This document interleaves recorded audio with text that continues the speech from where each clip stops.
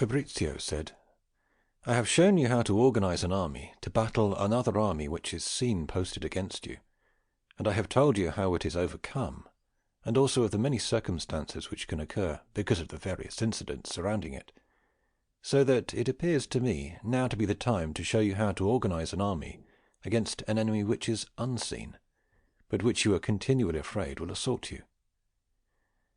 This happens when marching through country which is hostile, or suspected of being so. And first you have to understand that a Roman army ordinarily always sent ahead some groups of cavalry as observers for the march.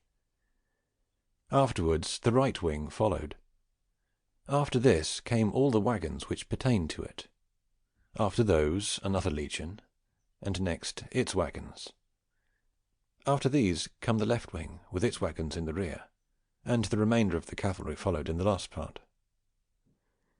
This was in effect the manner in which one ordinarily marched, and if it happened that the army should be assaulted on the march in front or from the rear, they quickly caused all the wagons to be withdrawn either on the right or on the left, according as it happened, or rather as best they could, depending on the location, and all the forces together, free from their baggage, set up a front on that side from which the enemy was coming. If they were assaulted on the flank, they would withdraw the wagons to the side which was secure, and set up a front on the other. This method, being good and prudently conducted, appears to me ought to be imitated, sending cavalry ahead to observe the country, then having 4 battalions, having the march in line, and each with its wagons in the rear. And as the wagons are of 2 kinds, that is, those pertaining to individual soldiers, and the public ones for use by the whole camp, I would divide the public wagons into 4 parts, and assign a part to each battalion, also dividing the artillery and all the unarmed men, so that each one of those armed should have its equal share of the impedimenta.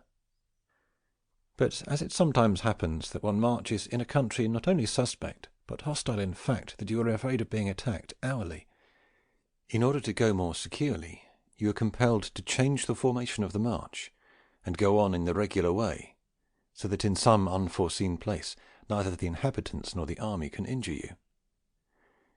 In such a case the ancient captains usually went on with the army in squares, for such they called these formations, not because it was entirely square, but because it was capable of fighting on 4 sides, and they said they were going prepared either for marching or for battle. I do not want to stray far from this method, and want to arrange my 2 battalions, which I have taken as a rule for an army, in this manner. If you want, therefore, to walk securely through the enemy country, and be able to respond from every side, if you had been assaulted by surprise and wanting in accordance with the ancients to bring it into a square, I would plan to make a square whose hollow was 200 arm lengths on every side, in this manner. I would first place the flanks, each distant from the other by 212 arm lengths, and would place 5 companies in each flank, in a file along its length, and distant from each other 3 arm lengths. These would occupy their own space, each company occupying a space 40 arm lengths by 212 arm lengths. Between the front and rear of these 2 flanks I would place another 10 companies, 5 on each side, arranging them in such a way that 4 should be next to the front of the right flank, and 5 at the rear of the left flank, leaving between each one an interval or gap of 4 arm lengths, one of which should be next to the front of the left flank, and one at the rear of the right flank. And as the space existing between the one flank and the other is 212 arm lengths, and these companies placed alongside each other by their width and not length, they would come to occupy, with the intervals, 134 arm lengths, and there would be between the 4 companies placed on the front of the right flank and one placed on the left a remaining space of 78 arm lengths, and a similar space be left among the companies placed in the rear parts. And there would be no other difference except that one space would be on the rear side towards the right wing, the other would be on the front side towards the left wing. In the space of 78 arm lengths, in front I would place all the ordinary veleti, and that in the rear the extraordinary veleti, who had come to be 1,000 per space. And if you want that the space taken up by the army should be 212 arm lengths on every side, I would see that 5 companies are placed in front, and those that are placed in the rear should not occupy any space already occupied by the flanks, and therefore I would see that the 5 companies in the rear should have their front touch the rear of their flanks, and those in the front should have their rear touch the front of their flanks, so that on every side of the army space would remain to receive another company. And as there are 4 spaces, I would take 4 banners away from the extraordinary pikemen, and would put 1 on every corner. And the 2 banners of the aforementioned pikemen left to me I would place in the middle of the hollow of their army, formed in a square of companies, at the heads of which the general captain would remain with his men around him. And as these companies so arranged all march in one direction, but not all fight in one, in putting them together one has to arrange which sides are not guarded by other companies during the battle. And therefore it ought to be considered that the 5 companies in front protect all the other sides except the front, and therefore these have to be assembled in an orderly manner, and with the pikemen in front. The 5 companies behind protect all the sides except the side in the back, and therefore ought to be assembled so that the pikemen are in the rear, as we will demonstrate in its place. The 5 companies on the right flank protect all the sides from the right flank outward. The 5 on the left engird all the sides from the left flank outward, and therefore in arranging the companies the pikemen ought to be placed so that they turn by that flank which is uncovered. And as the heads of 10 are placed in the front and rear, so that when they have to fight all the army and its members are in their proper places, the manner of accomplishing this was told when we discussed the methods of arranging the companies.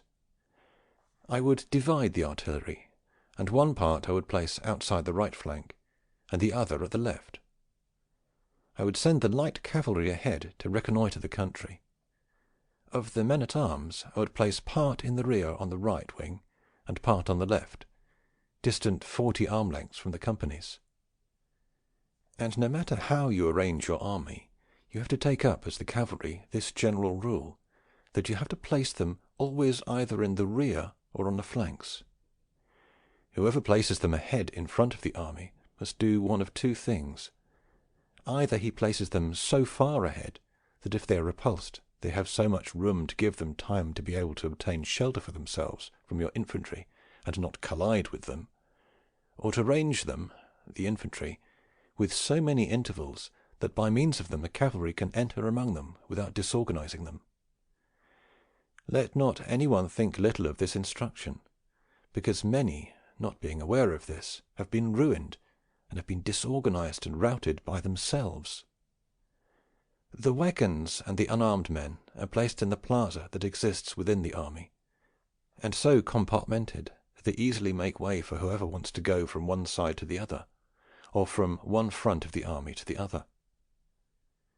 These companies, without artillery and cavalry, occupy 280 arm lengths of space on the outside in every direction, and as this square is composed of 2 battalions, it must be devised as to which part one battalion makes up, and which part the other.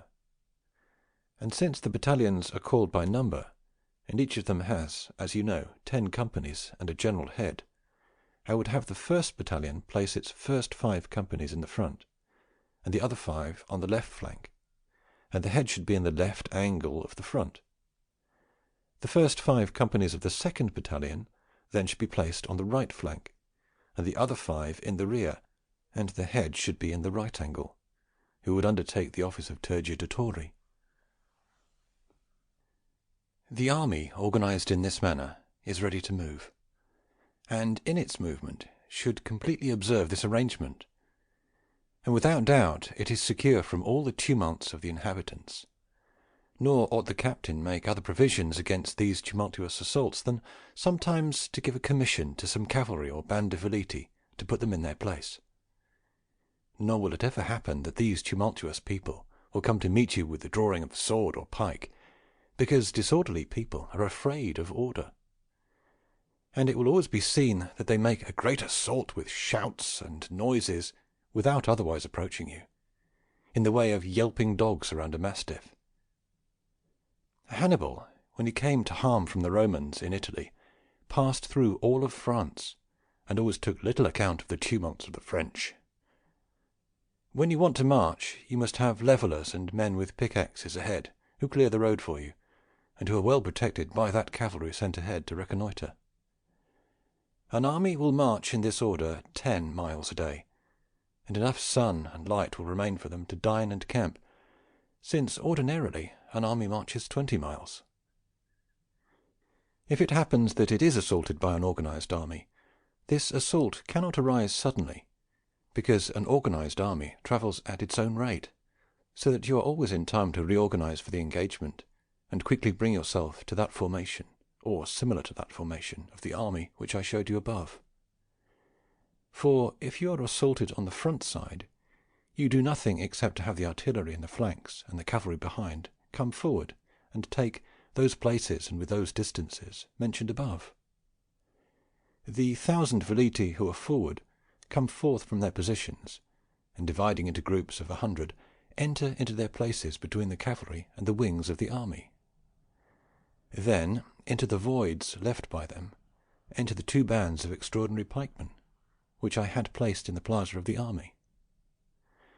The 1,000 veliti that I had placed in the rear depart from there and distribute themselves among the flanks of the companies to strengthen them, and from the open space they leave, all the wagons and unarmed men issue forth and place themselves in the rear of the companies.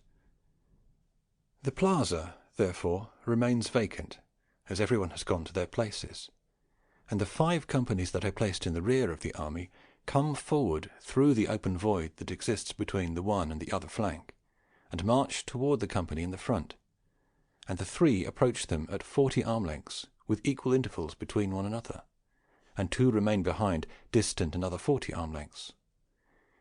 This formation can be organized quickly, and comes to be almost the same as the first disposition of the army which we described before.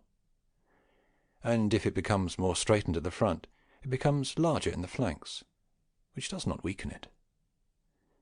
But as the 5 companies in the back have their pikemen in the rear for the reasons mentioned above, it is necessary to have them come from the forward part, if you want them to get behind the front of the army. And therefore one must either make them turn company by company as a solid body, or make them enter quickly between the ranks of the shield-bearers or swordsmen, and bring them forward, which method is more swift and less disorderly than to make them turn. And thus you ought to do with all those who are in the rear in every kind of assault, as I will show you.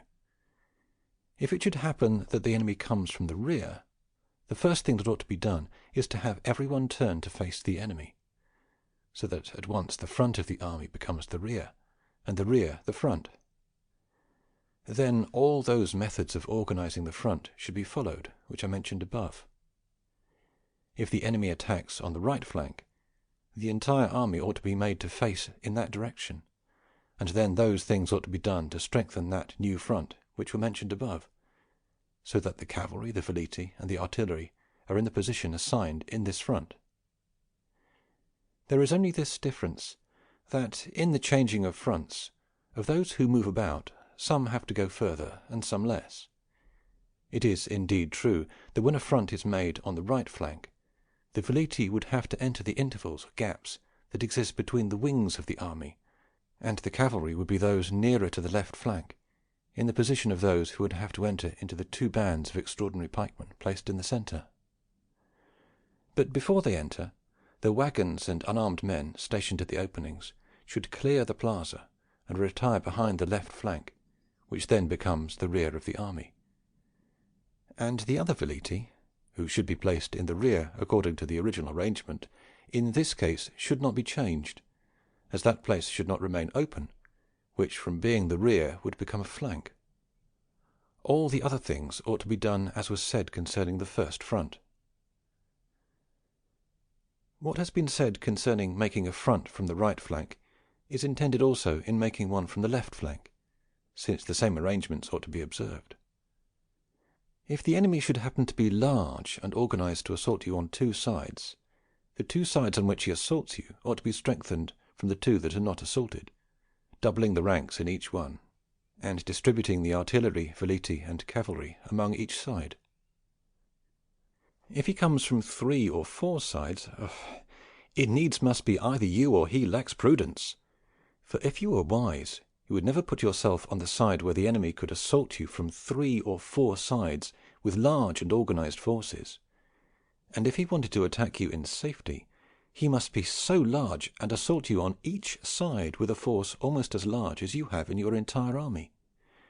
And if you are so little prudent that you put yourself in the midst of the territory and forces of an enemy who has 3 times the organized forces that you have, you cannot complain if evil happens to you, except of yourself. If it happens not by your fault, but by some misadventure, the injury will be without shame, and it will happen to you as it did to the Scipios in Spain and the Hasdrubal in Italy.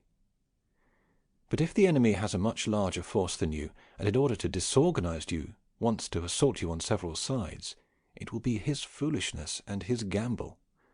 For to do this he must spread himself thin, and you can always attack on one side and resist on another, and in a brief time ruin him. This method of organizing an army, which is not seen but who is feared, is necessary, and it is a most useful thing to accustom your soldiers to assemble and march in such order, and in marching arrange themselves to fight according to the first front planned, and then return to marching formation. From that make a front from the rear, and then from the flank, and from that return to the original formation. These exercises and accustomization are necessary matters if you want a disciplined and trained army. Captains and princes have to work hard at these things, nor is military discipline anything else than to know how to command and how to execute these things. Nor is a disciplined army anything else than an army which is well trained in these arrangements. Nor would it be possible for anyone in these times who should well employ such discipline ever to be routed. And if this square formation which I have described is somewhat difficult, such difficulty is necessary if you take it up as an exercise, since, knowing how to organize and maintain oneself well in this, one would afterwards know how to manage more easily those which will not be as difficult. Zenobie said, "I believe, as you say, that these arrangements are very necessary, and by myself I would not know what to add or leave out. It is true that I desire to know 2 things from you.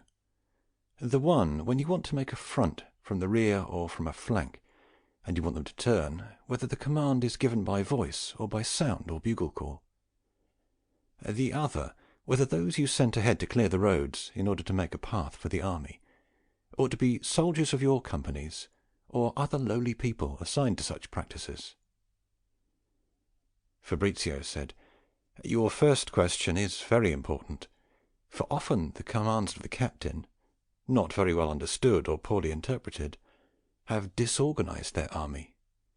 Hence the voices with which they command in times of danger ought to be loud and clear. And if you command with sounds or bugle calls, it ought to be done so that they are so different from each other that one cannot be mistaken for another. And if you command by voice, you ought to be alert to avoid general words, and use particular ones. And of the particular ones, avoid those which might be able to be interpreted in an incorrect manner. Many times saying, 'Go back, go back,' has caused an army to be ruined. Therefore this expression ought to be avoided, and in its place use 'retreat.' If you want them to turn so as to change the front, either from the rear or from the flank, never use 'turn around,' but say 'to the left, to the right, to the rear, to the front.'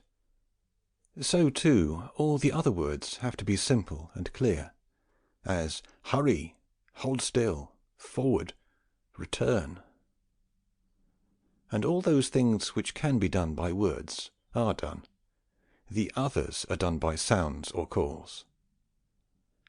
As to the road clearers, which is your second question, I would have this job done by my own soldiers, as much because the ancient military did so, as also because there would be fewer unarmed men and less impediments in the army.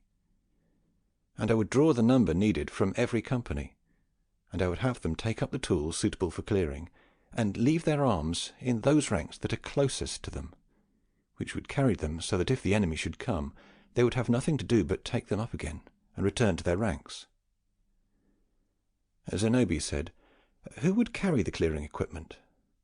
Fabrizio said, "The wagons assigned to carry such equipment." Zenobia said, "I'm afraid you have never led these soldiers of ours to dig." Fabrizio said, "Everything will be discussed in its place. For now I want to leave these parts alone, and discuss the manner of living of the army. For it appears to me that, having worked them so hard, it is time to refresh and restore them with food. You have to understand that a prince ought to organize his army as expeditiously as possible, and take away from it all those things that add burdens to it, and make the enterprise difficult. Among those that cause more difficulty are to have to keep the army provided with wine and baked bread. The ancients did not think of wine, for lacking it they drank water tinted with a little vinegar, and not wine. They did not cook bread in ovens, as is customary throughout the cities, but they provided flour, and every soldier satisfied himself of that in his own way, having lard and grease for condiment, which gave flavour to the bread they made, and which kept them strong. So that the provisions of eating for the army were flour, vinegar, bacon, and lard, and barley for the horses.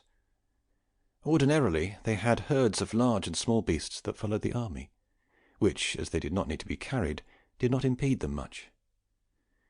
This arrangement permitted an ancient army to march sometimes for many days through solitary and difficult places without suffering hardship for lack of provisions, for it lived from things which could be drawn behind.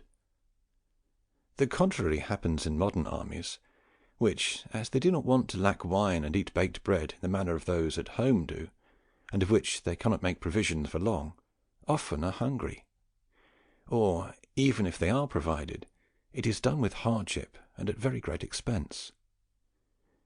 I would, therefore, return an army to this form of living, and I would not have them eat other bread than that which they cook for themselves. As to wine, I would not prohibit its drinking, or that it should come into the army, but I would not use either industry or hard work to obtain it. And as to other provisions, I would govern myself entirely as the ancients. If you would consider this matter well, you will see how much difficulty is removed, and how many troubles and hardships an army and a captain avoid, and what great advantage it will give any enterprise which you want to undertake." Zenobia said, "We have overcome the enemy in the field, and then marched on his country. Reason wants that there be no booty, ransoming of towns, prisoners taken.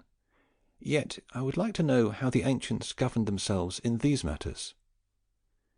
Fabrizio said, "Here I will satisfy you.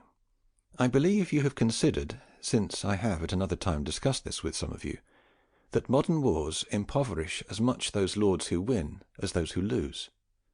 For if one loses the state, the other loses his money and movable possessions, which anciently did not happen, as the winner of a war then was enriched.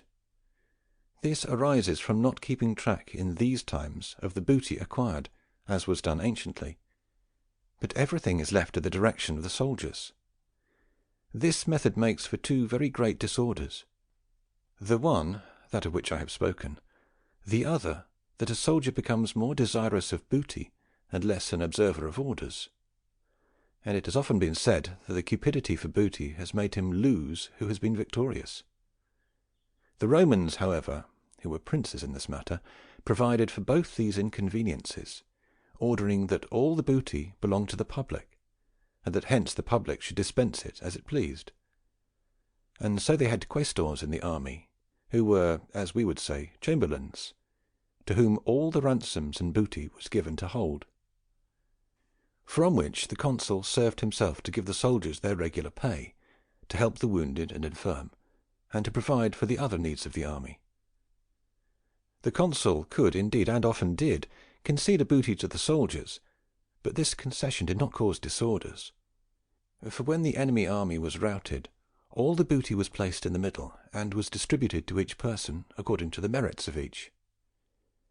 This method made for the soldiers attending to winning and not robbing, and the Roman legions defeating the enemy but not pursuing him, for they never departed from their orders, Only the cavalry and lightly armed men pursued him, unless there were other soldiers than legionaries, which, if the booty would have been kept by whoever required it, it was neither possible nor reasonable to expect to hold the legion firm, and would bring on many dangers. From this it resulted, therefore, that the public was enriched, and every consul brought, with his triumphs, much treasure into the treasury, which constituted entirely of ransoms and booty. Another thing well considered by the ancients was the pay they gave to each soldier. They wanted a third part to be placed next to him who carried the flag of the company, who never was given any except that furnished by the war. They did this for two reasons.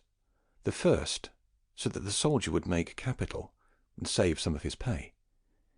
For the greater part of them being young and irresponsible, the more they had, the more they spent without need to.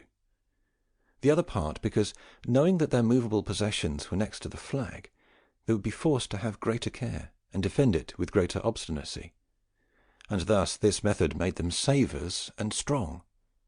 All of these things are necessary to observe if you want to bring the military up to your standards. Zenobie said, "I believe it is not possible for an army, while marching from place to place, not to encounter dangerous incidents, and where the industry of the captain and the virtue of the soldier is needed if they are to be avoided. Therefore, if you should have something that occurs to you, I would take care to listen." Fabrizio said, "I will willingly content you, especially as it is necessary if I want to give you complete knowledge of the practice. The captains, while they march with the army, ought above everything else to guard against ambushes, which may happen in two ways. Either you enter into them while marching, or the enemy cunningly draws you into them without your being aware of it. In the first case, if you want to avoid them, it is necessary to send ahead double the guard, who reconnoitre the country.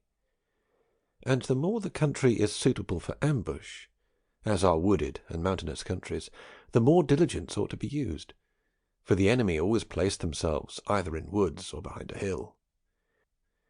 And just as by not foreseeing an ambush you will be ruined, so by foreseeing it you will not be harmed. Birds or dust have often discovered the enemy, for where the enemy comes to meet you he will always raise a great dust, which will point out his coming to you. Thus often a captain, when he sees in a place whence he ought to pass pigeons taking off, and other birds flying about freely, circling and not settling, has recognized this to be the place of an enemy ambush, and knowing this, has sent his forces forward, saving himself and injuring the enemy. As to the second case, being drawn into it, which our men call being drawn into a trap, you ought to look out not to believe readily those things that appear to be less reasonable than they should be, as would be the case if an enemy places some booty before you. You would believe it to be an act of love, but would conceal deceit inside it. If many enemies are driven out by few of your men, if only a few of the enemy assault you, if the enemy takes to sudden and unreasonable flight, in such cases you ought always to be afraid of deceit. And you should never believe that the enemy does not know his business. Rather, if you want to deceive yourself less, and bring on less danger, the more he appears weak, the more the enemy appears more cautious, so much the more ought you to be wary of him. And in this you have to use two different means, since you have to fear him with your thoughts and arrangements, but by words and other external demonstrations show him how much you disparage him. For this latter method causes your soldiers to have more hope in obtaining the victory. The former makes you more cautious and less apt to be deceived. And you have to understand that when you march through enemy country, you face more and greater dangers than in undertaking an engagement. And therefore, when marching, a captain ought to double his diligence, and the first thing he ought to do is to have all the country through which he marches described and depicted, so that he will know the places, the numbers, the distances, the roads, the mountains, the rivers, the marshes, and all their characteristics. And in getting to know this, in divers ways, one must have around him different people who know the places, and question them with diligence, and contrast their information, and make notes according as it checks out. He ought to send cavalry ahead, and with them prudent heads, not so much to discover the enemy as to reconnoitre the country, to see whether it checks with the places and with the information received from them. He ought also to send out guides, guarded and kept loyal by hopes of reward and fear of punishment. And above all, he ought to see to it that the army does not know to which sides he guides them, since there is nothing more useful in war than to keep silent about the things that have to be done. And so that a sudden assault does not disturb your soldiers, you ought to advise them to be prepared with their arms, since things that are foreseen cause less harm. Many have, in order to avoid the confusion of the march, placed the waggons and the unarmed men under the banners, and commanded them to follow them, so that, having to stop or retire during the march, they are able to do so more easily, which I approve very much as something useful. He ought also to have an awareness during the march that one part of the army does not detach itself from another, or that, one part going faster and the other more slowly, the army does not become compacted, which things cause disorganization. It is necessary, therefore, to place the heads along the sides, who should maintain the steps uniform, restraining those who are too fast, and hastening the slow, which step cannot be better regulated than by sound. The roads ought to be widened, so that at least one company can always move in order. The customs and characteristics of the enemy ought to be considered, and if he wants to assault you in the morning, noon, or night, and if he is more powerful in infantry or cavalry, from what you have learned you may organize and prepare yourself. But let us come to some incident in particular. It sometimes happens that, as you are taking yourself away from in front of the enemy, because you judge yourself to be inferior to him, and therefore do not want to come to an engagement with him, he comes upon your rear as you arrive at the banks of a river, which causes you to lose time in its crossing, so that the enemy is about to join up and combat with you. There have been some who have found themselves in such peril, their army girded on the rear side by a ditch, and filling it with tow, have set it afire. Then they have passed on with the army without being able to be impeded by the enemy, he being stopped by that fire which was in between. Zenobie said, "And it is hard for me to believe that this fire can check him, especially as I remember to have heard that Hanno the Carthaginian, when he was besieged by the enemy, girded himself on that side from which he wanted to make an eruption with wood and set fire to it, whence the enemy, not being intent to guard that side, had his army pass over the flames, having each soldier protect his face from the fire and smoke with his shield." Fabrizio said, "You say well, but consider what I have said and what Hanno did. For I said that he dug a ditch and filled it with tow, so that whoever wanted to pass had to contend with the ditch and the fire. Hanno made the fire without a ditch, and, as he wanted to pass through it, did not make it very large or strong, since it would have impeded him even without the ditch. Do you not know that Nabonidus the Spartan, when he was besieged in Sparta by the Romans, set fire to part of his own town in order to stop the passage of the Romans, who had already entered inside, and by those flames not only stopped their passage, but pushed them out? But let us return to our subject. Quintus Lutatius, the Roman, having the Cimbri at his rear, and arriving at a river, so that the enemy should give him time to cross, made as if to give him time to combat him, and therefore feigned to make camp there, and had ditches dug, and some pavilions raised, and sent some horses to the camps to be shod, so that the Cimbri, believing he was encamping, they also encamped, and divided themselves into several parts to provide themselves with food, of which Lutatius, becoming aware, he crossed the river without being able to be impeded by them. Some, in order to cross a river, not having a bridge, have diverted it, and having drawn a part of it in their rear, the other then became so low that they crossed it easily.